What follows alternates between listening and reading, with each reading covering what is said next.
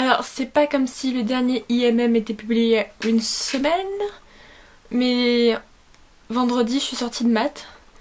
Et la veille je me disais oh tiens si faudrait que je fasse une vidéo haul avant que mes réservations médiathèque arrivent. Et comment dire, vendredi matin elles sont arrivées. Et voilà, après 3 heures de maths j'en pouvais plus. Du coup je suis allée à la médiathèque et on va dire j'ai craqué mon slip complet. C'est parti!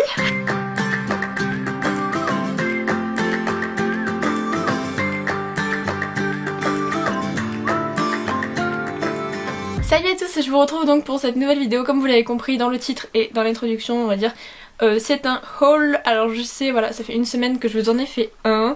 Mais voilà, donc j'ai complètement craqué. En fait à la base j'en avais que 2, 3, 4 acquisitions maximum à vous montrer. Mais voilà, je suis allée à la médiathèque. Je sais pas ce qui m'a pris. Voilà, j'ai tout pris. Je suis presque partie, j'aurais dû prendre un caddie hein, comme je vous l'ai dit sur Facebook. Après en plus il y a un ami qui devait m'apporter des livres. Et donc voilà, j'avais pour vous dire un sac plein de livres. J'ai réquisitionné un peu on va dire le sac de mon copain pour y mettre des livres parce que je n'avais plus de place dans le mien. Voilà, donc du gros n'importe quoi, je suis désolée, cette vidéo à la base devait durer genre 6 minutes, maintenant peut-être qu'elle va en durer plus. Donc je suis désolée. J'en profite pour faire cette vidéo parce que je me prends une pause dans mes révisions, je n'en peux plus. La semaine des écrits est passée, c'était une semaine de folie. Je trouve qu'on a eu de la chance sur les sujets au niveau des L, franchement les sujets étaient top. Voilà, il reste donc l'écrit d'espagnol pour moi qui sera lundi. Et d'après ce que j'ai compris vous allez tous passer vos oraux, même les autres L. Et il n'y a que nous pauvres L là de notre petite ville qui passons encore nos oraux, donc mardi, jeudi. Donc je suis en train de les continuer, les faire pour certains. Mais voilà, j'en ai marre. Je me suis dit je vais faire une vidéo, ça me manque grave. Et c'est parti. Donc mes 2 premières acquisitions, et celles qui je crois d'ailleurs remontent le plus loin finalement, sont des acquisitions France Loisirs. Parce que je devais absolument aller à France Loisirs ramener un livre. Et en gros la nana m'a saoulée, mais vraiment vous voyez le type de personne qui oppresse quand vous voulez acheter un truc. Donc j'en ai eu marre. Ah, j'ai dû prendre 2 livres en fait, comme ça au moins mes 2 trimestres étaient complétés on va dire. Du coup j'ai pris La nostalgie heureuse d'Amélie Nothomb dans leur collection Piment, qui ma foi est plutôt court, qui se lit plutôt bien j'imagine. Voilà, j'aime beaucoup Amélie Nothomb, c'est pas la première fois que je vais lire un livre d'elle, n'empêche que c'est son dernier roman. J'ai hâte de le découvrir, je peux rien vous en dire dessus à part que ça se passe au Japon je crois.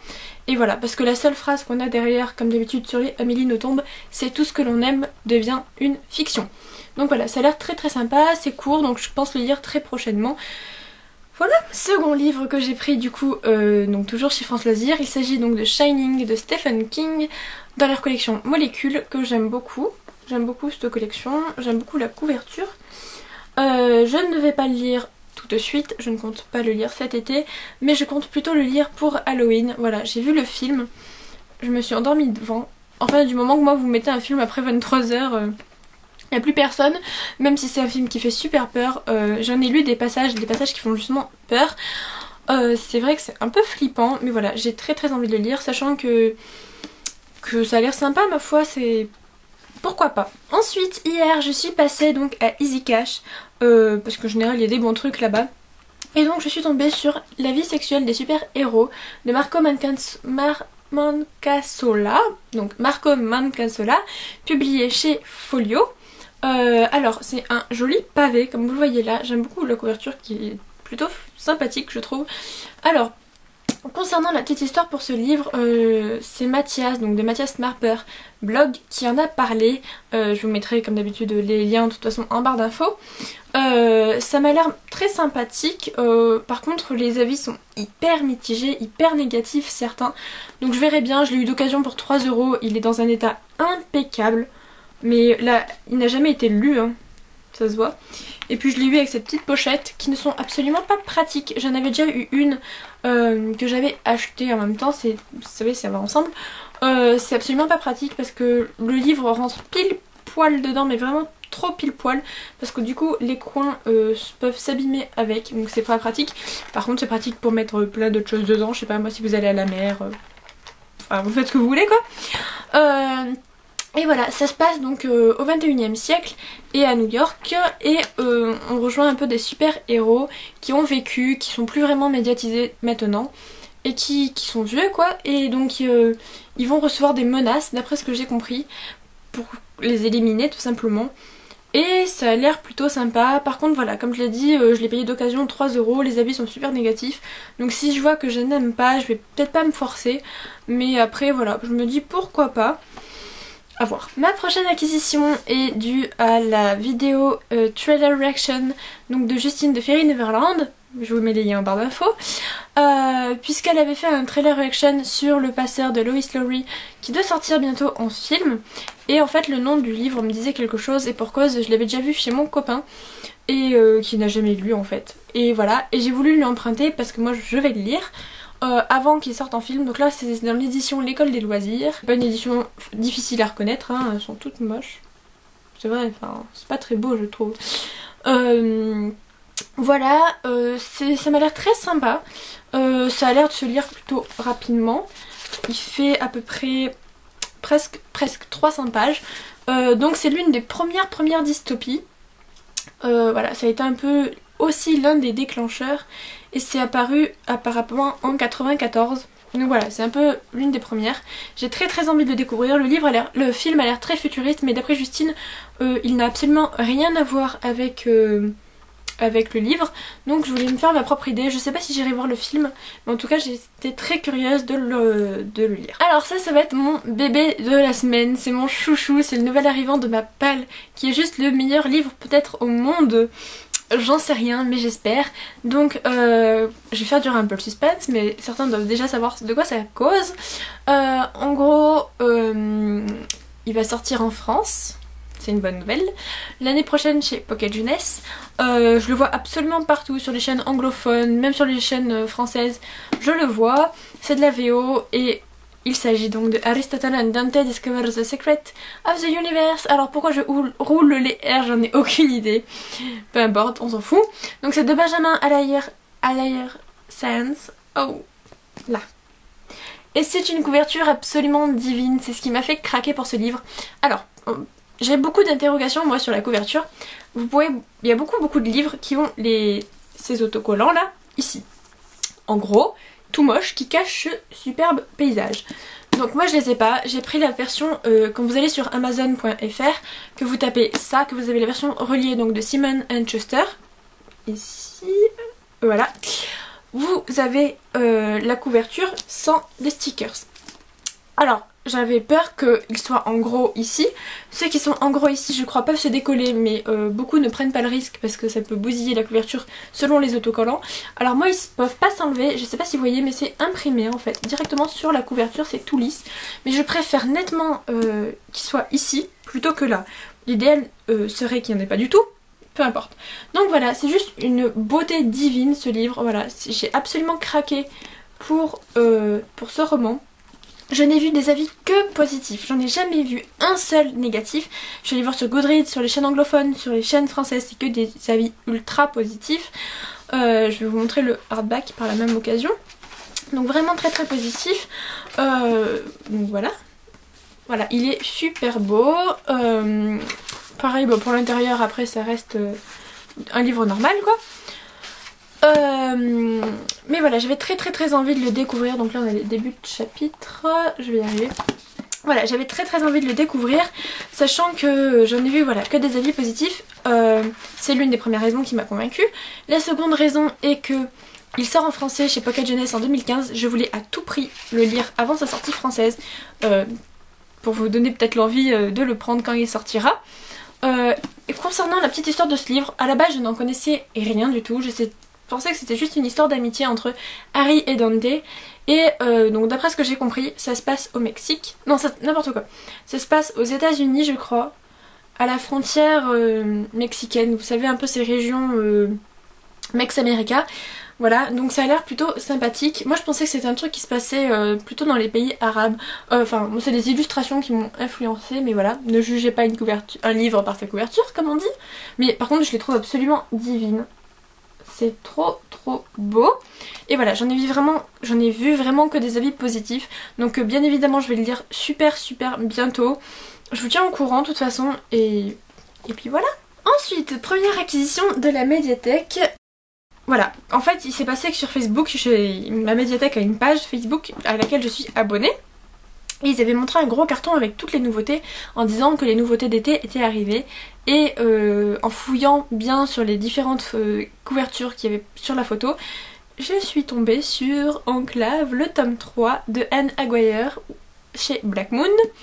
Voilà, je me suis empressée de le réserver parce que c'est le genre de livre que quand vous avez dans votre médiathèque, vous vous dépêchez de prendre. Alors je les ai en édition France Loisirs, le tome 1 et le tome 2. Mais voilà, le trimestre dernier il ne l'avait pas. J'ai déjà bouclé le trimestre d'été je crois, je suis pas sûre.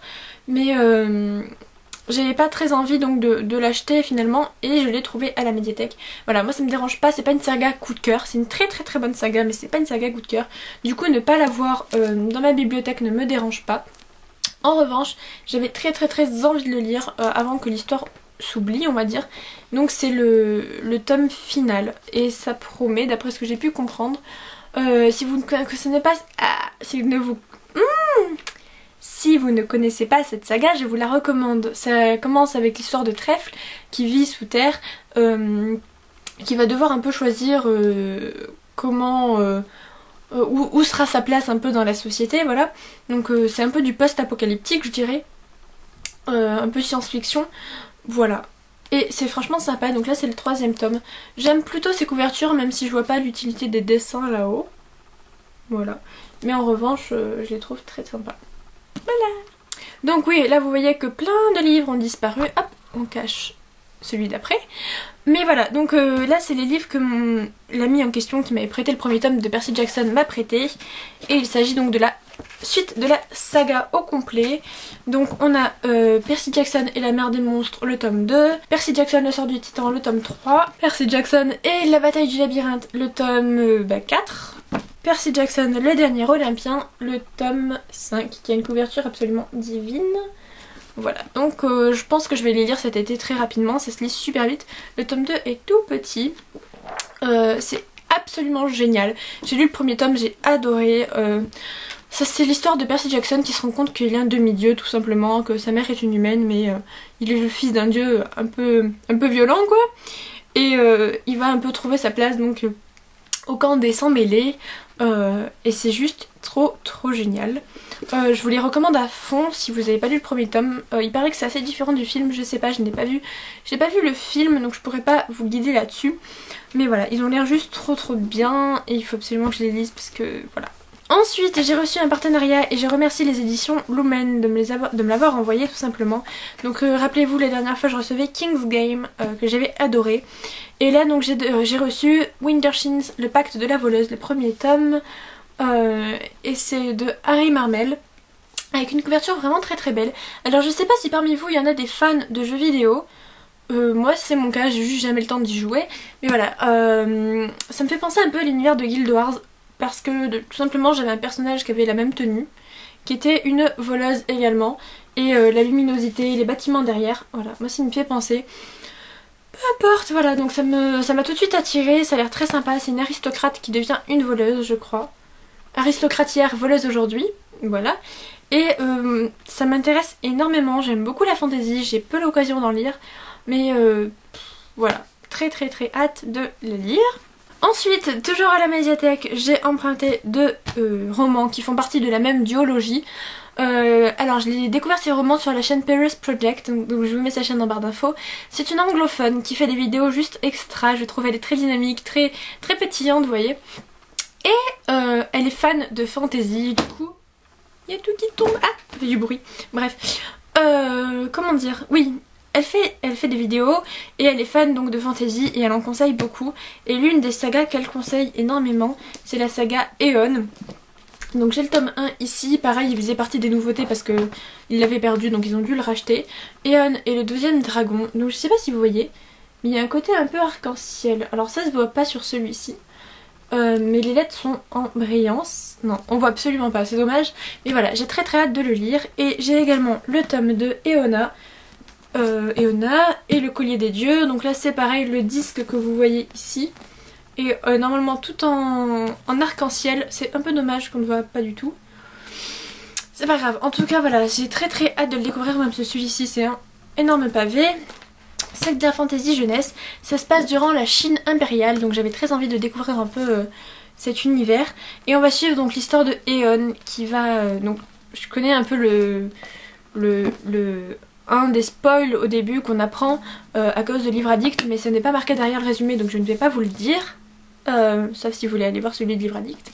Mais en gros, Eon s'entraîne avec d'autres jeunes gens pour être choisi comme apprenti par l'un des 12 dragons qui protègent le pays. Voilà, donc ça a l'air très sympa. Moi j'aime bien un peu la fantasy quand même. J'ai hâte de découvrir ce que ça va donner.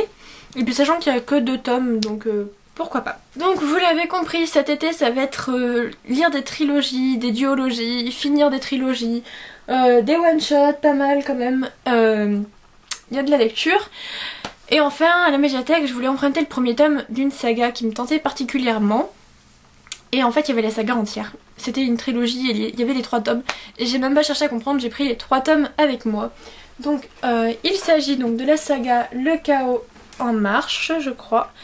Donc c'est de Patrick Ness. Alors pourquoi j'ai voulu lire cette saga? Tout simplement parce que j'ai jamais lu des livres de Patrick Ness. Et que j'ai très envie de lire More Than This, qui est un roman VO, qui n'est pas sorti en français je crois. Et voilà, j'avais très envie de le lire, mais comme... il est un peu cher, il est à 15 € relié. Je retarde toujours donc mon achat. En attendant, il a fait une autre trilogie qui s'appelle donc Le Chaos en marche. Avec le premier tome, La voix du couteau, Le cercle et la flèche, La guerre du bruit. Voilà, donc ma foi ça m'a l'air très sympa. J'ai très envie de lire cette trilogie cet été. D'après ce que j'ai compris, c'est un univers où les femmes n'existent pas. Les femmes et les enfants ont disparu, donc il n'y a que des hommes. Ouh, ça a l'air d'être joyeux là-bas. Hein. Et donc c'est une sorte de nouveau monde où chacun peut entendre les pensées des autres. Voilà. J'ai très envie de les lire. J'en ai entendu du bon. Donc pourquoi pas. Voilà pour cette trilogie. Donc s'il y a un quelconque roman parmi eux que vous avez déjà lu, que vous souhaitez lire, n'hésitez pas à me le dire en commentaire, ça me ferait super plaisir. Je ne pense pas vous faire des vidéos pâles d'été, parce que vous voyez tous les livres que je vais vous montrer vont être lus cet été. Les livres de mon IMM de la semaine dernière du coup je n'ai pas pu encore les lire parce que je suis dans mes épreuves de bac.